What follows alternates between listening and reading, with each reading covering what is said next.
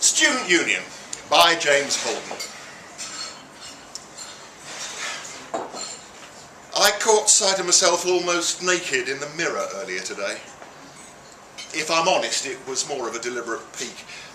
I'd just arrived at the hotel, you see, and I thought I'd have a shower before I was due to be picked up. I didn't like what I saw, though. My hair has started to recede, and I've acquired bags under my eyes that look large and almost droopy.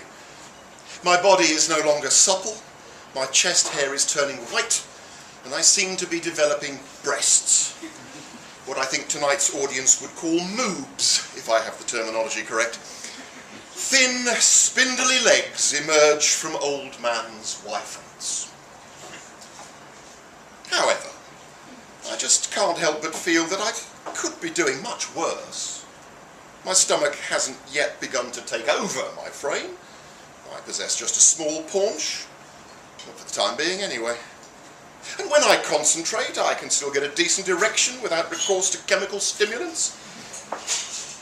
Do you know what I discovered earlier today that you can buy at service station toilets? Herbal Viagra. When I first started out in rep, you were lucky if the local boozer sold condoms.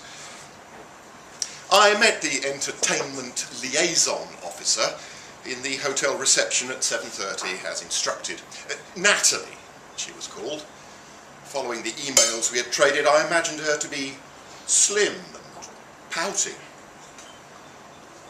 Instead, she looked like the most joyless individual I've ever come across. She wore thick-rimmed glasses and a shapeless black turtleneck that looked designed to put the opposite sex off from making even the most cursory attempt to flirt. Welcome to Hull. She consulted her watch, her clipboard, and then her watch again.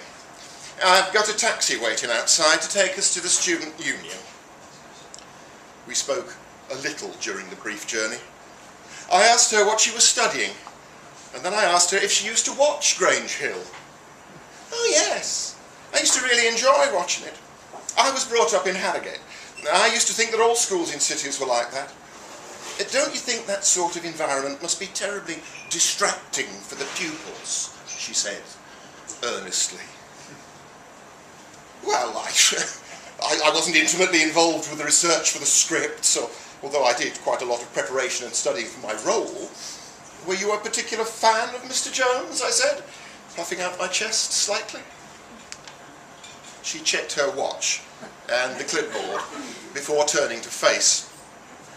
I can't really say I remember you in it, to be honest. Maybe you were before my time.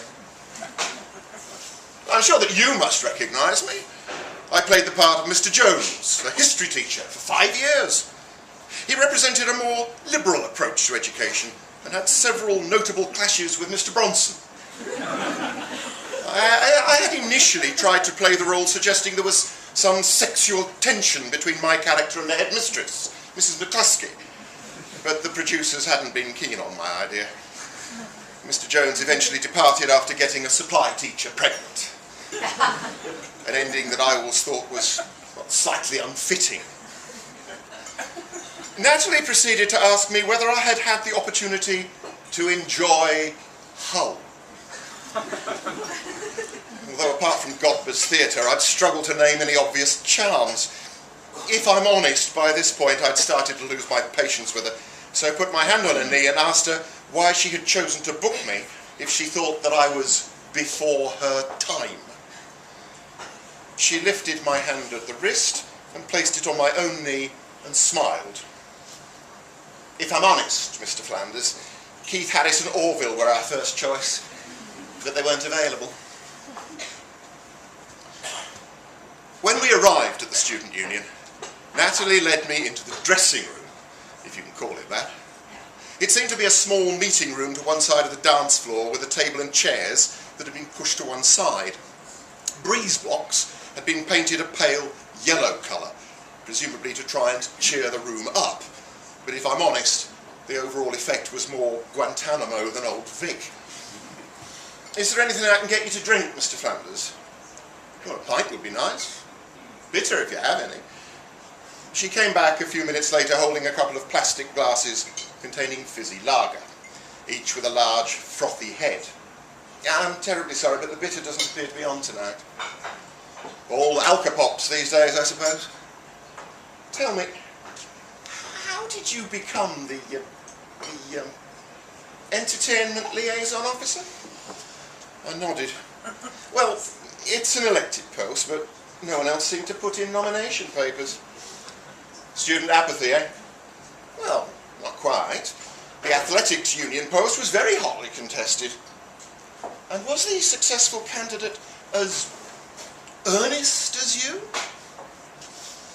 Well, the girl they elected, well, I'll put it this way, she's blonde with big, you know, and she, well, there were rumours that she dispenses her favours easily. Not that I like to gossip. I see, I said, sitting forward.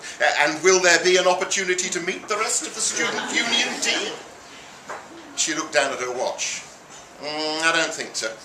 I'll come and collect you in 10 minutes. It would be great if you could perhaps shout at some of the students as they come in. Generally act like a teacher. I'm sure you know the kind of thing.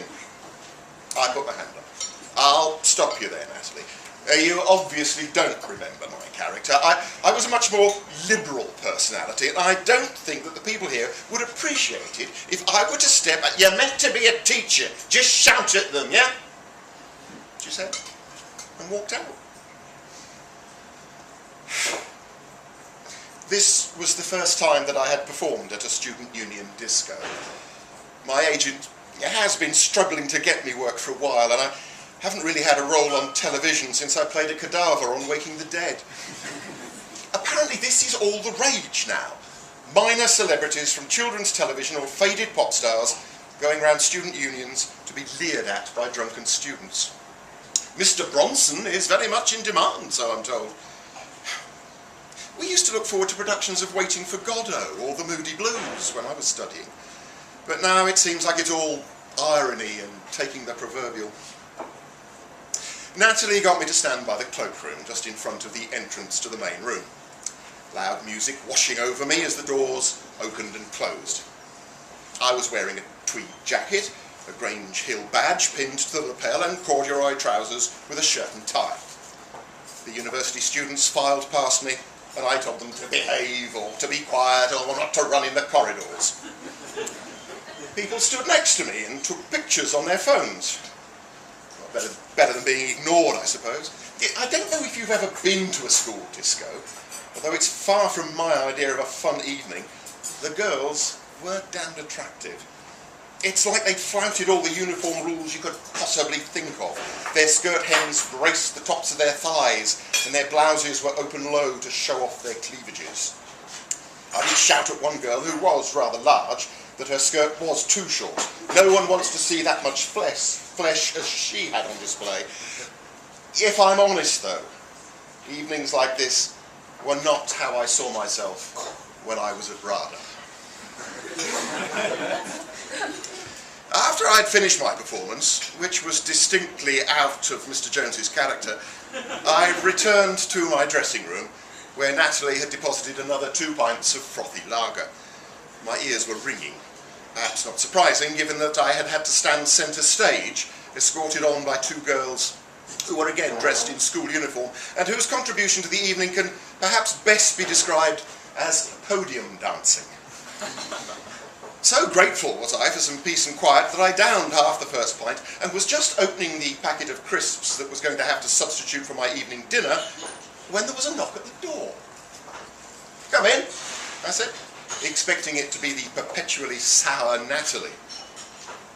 Instead, a girl in school uniform stepped in.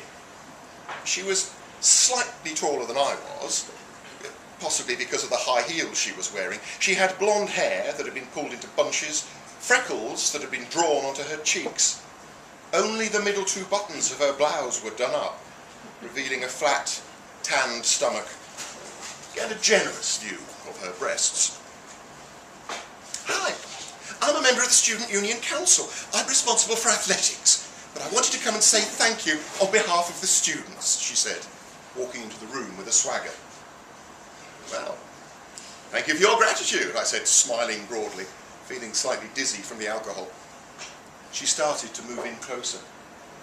"I can think of a better way to show our gratitude," she said, bending down slightly and planting a large kiss on my cheek. Suddenly, her mouth was on mine, and I slipped my arm around her waist, kissing her back deeply. Then there was a flash and a clicking noise next to us, and when I opened my eyes and turned round, there was a boy stood there with his phone in his hand. "What the..." I spluttered as she pulled away from me. She blew me a kiss before running off into the corridor.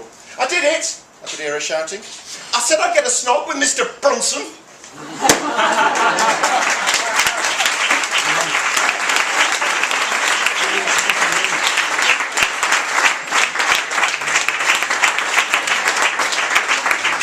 Thank you very much, Greg and James. Those of us who are old enough will remember exactly who Mr. Brunson was and why you wouldn't want to snog him.